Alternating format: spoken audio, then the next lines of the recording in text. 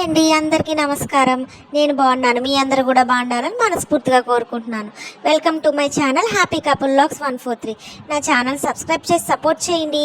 ఈ వీడియో వచ్చేసరికి ఏంటంటే నేను గుత్తొంకాయ నేను ఎట్లా చేసుకున్నాను అనేది మీకు ఈ వీడియోలో చూపించేస్తాను.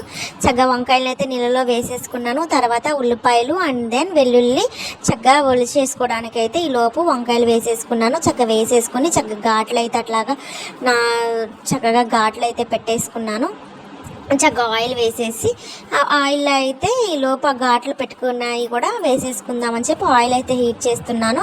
వంకాయలు కాడలు అనేది బారుగా ఉంటాయి కదండి, అది కొంచెం కట్ చేసేసుకుని జస్ట్ కొంచెం తొడియమే ఉంచుకున్నాను. మరీ హెవీగా అంత చాలా బారున్నవి అంత ఎందుకులే అని చెప్పేసి అట్లా కట్ చేసుకున్నాను. ఆ తర్వాత ఎల్లిపాయలు కూడా ఇవి లోపు పొయ్యి మీద వేసాను. వేస్తే అవి ఎగుతూ ఉండే లోపు ఈ లోపు పక్కన దాంట్లో స్టఫింగ్ కోసం చక్కగా వెల్లుల్లిపాయలు ఒలుచుకున్నానండి. వెల్లుల్లిపాయలు, జీలకర్ర, మిరియాలు, చెక్క, లవంగాయ, యాలకులు అండ్ దెన్ దాంట్లోనే కొంచెం ధనియాలు కూడా అయితే వేసుకున్నానండి. చక్కగా ఇవైతే చక్కగా మెత్తగా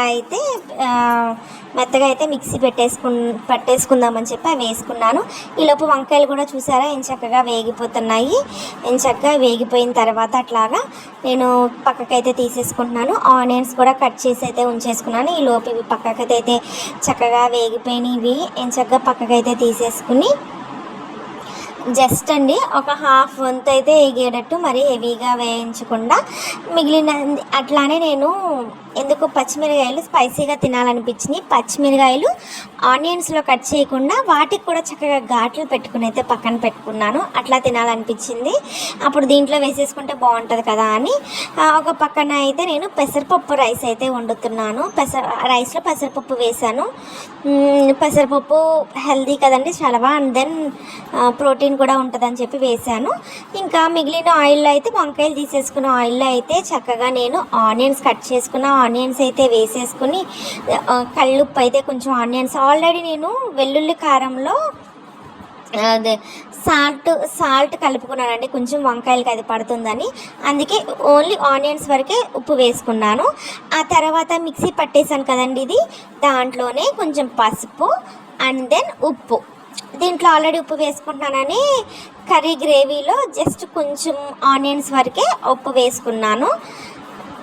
దీంట్లో ఉప్పు వేసేసుకున్న తర్వాత చక్కగా సరిపడా కారం కూడా అయితే వేసేసుకుని మళ్ళీ ఒకసారి మిక్సీ అయితే పట్టుకుని ఇవి చక్కగా వంకాయలు ఉన్నాయి కదండి, వంకాయలకి మధ్యలో అయితే వంకాయలకి అండ్ దెన్ పచ్చిమిరకాయలు కూడా మధ్యలో గీత పెట్టుకుని ఘాట్ అయితే పెట్టుకున్నాను. ఈ రెండిట్లో అయితే నేను మిక్సీ వేసుకున్న వెల్లుల్లి కారాన్ని అయితే చక్కగా దాంట్లో అయితే స్టఫింగ్ చేసేసుకున్నాను.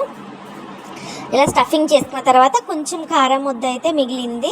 చక్కగా ఈ లోపు అయితే ఆనియన్స్ కూడా చక్కగా బ్రౌన్ కలర్లో అయితే వేగిపోయినాయి. ఈ కారం ముద్ద కూడా చక్కగా గ్రేవీ కూడా చాలా టేస్టీగా ఉంటుంది కదండి, అందుకే గ్రేవీలో కూడా వేసేసి ఆ మిగిలిన కారం ముద్ద చక్కగా కొంచెం పచ్చివాసన పోయే వరకు వేయించుకుని ఈ పచ్చిమిరకాయలు అయితే ఆల్రెడీ వంకాయలు ముందే మగ్గిపోయినాయి కదండి, పచ్చిమిరకాయలు పచ్చివని చెప్పేసి ఈ ఆనియన్స్లో కొంచెం వేసేసాను.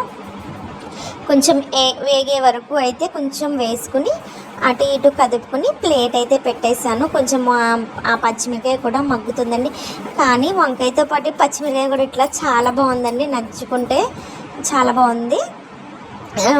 మీరు ఈసారి ఇట్లా ట్రై చేసి నాకు చెప్పండి ఎట్లా ఉంటుంది అనేది కామెంట్ సెక్షన్లో.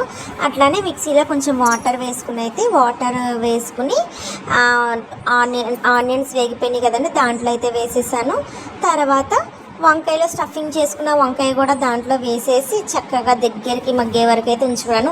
అయితే కొంచెం ఇలా చిక్కగా అయింది చూసారా ఆ గ్రేవీ, దానికోసం ఏం చేశానంటే నేను కొంచెం వాటరీగా లేకుండా బియ్యపిండి తీసుకుని దానికోసం అలా చిక్కగా రావడానికి చక్కగా బియ్యపిండి కొంచెం తీసుకుని ఒక పక్క చిన్న గిన్నెలో కొంచెం వాటర్లో కలుపుకుని ఆ గ్రేవీ ఉంది కదండి చక్కగా గ్రేవీలో వేసేసుకున్నాను.